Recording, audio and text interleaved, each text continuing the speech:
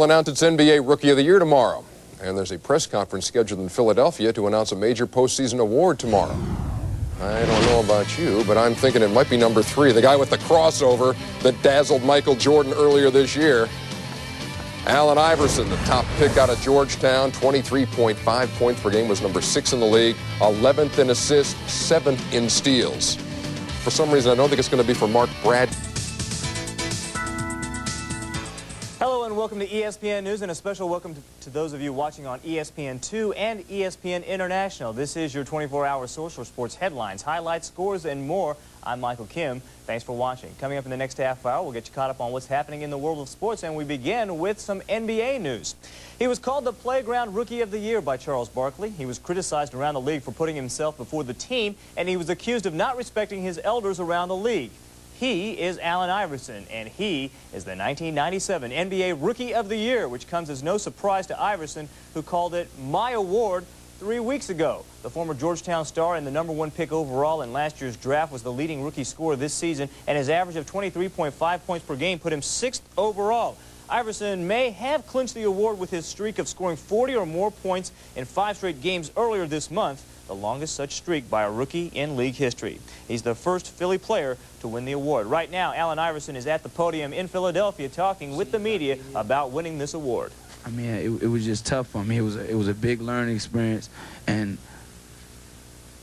I promise you this, I don't think it'll stress me out nowhere near as much as it did this year if it happens again, because I think I know how to handle it now. You know, I know what to expect now.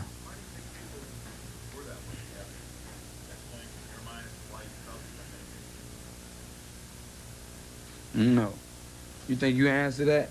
I mean, I ask you that all the time. You know, why people came at me like that, you know, the way they did this year. I have no idea. I mean, I don't know. It might be because of my background, where I come from, what I've been through.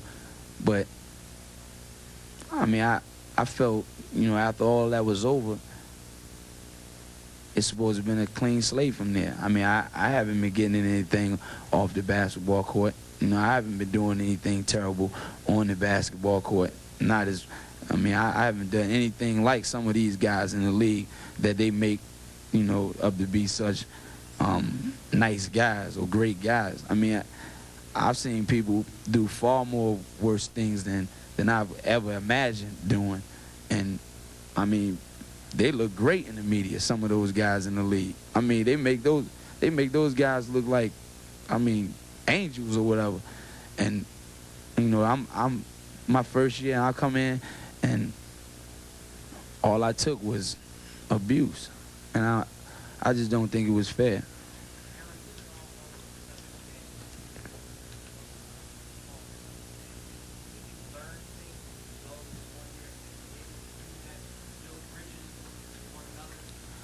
That's all I try to do in my life. That's something my mom always taught me.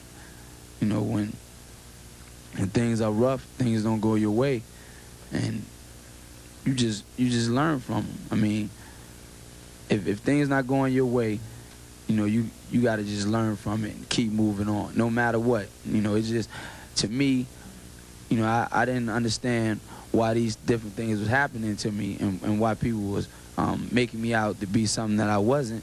But, you know, I knew that it was just another obstacle in my life, something else I had to overcome. You know, it was... We're going to take one last question.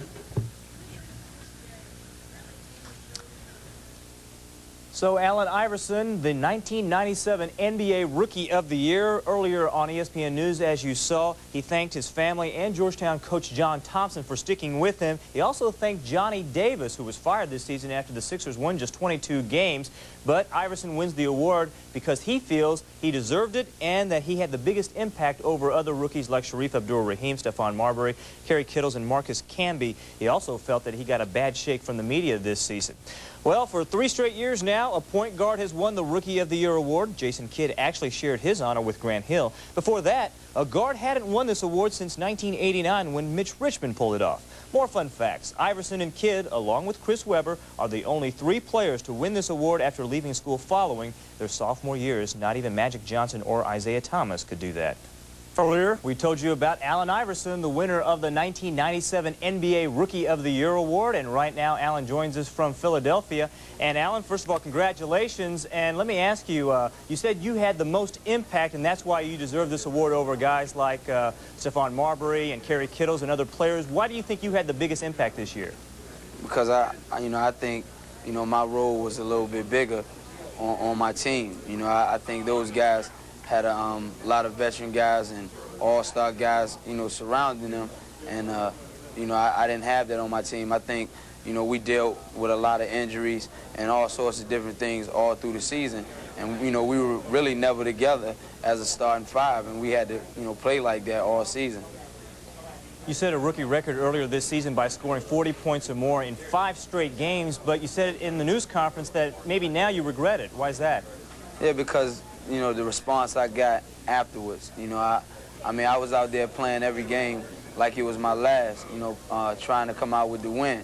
I really didn't think it took me to score 40 points, 5 times in a row for me to, get the Rookie of the Year. I thought that, I was playing good enough at that point, for me to get the award. But it was just, tough games we were in. We were outmanned. We were only 9 deep. And, my coach called on me to score, and, that's what I did. And, once I started doing all the scoring, then, a lot of negative things started to come out. And, once I broke the award, I just didn't want it anymore. If it had to be anything negative with it, I just didn't want to do it anymore. And speaking of the negative criticism, you said that you felt like the media gave you a bad shake, but a lot of NBA players, including Charles Barkley and Karl Malone, among others, also criticized your play. What did you think about that? That's those guys' opinion. I mean, I'm not going to sit up here and, talk bad about those guys for their opinion.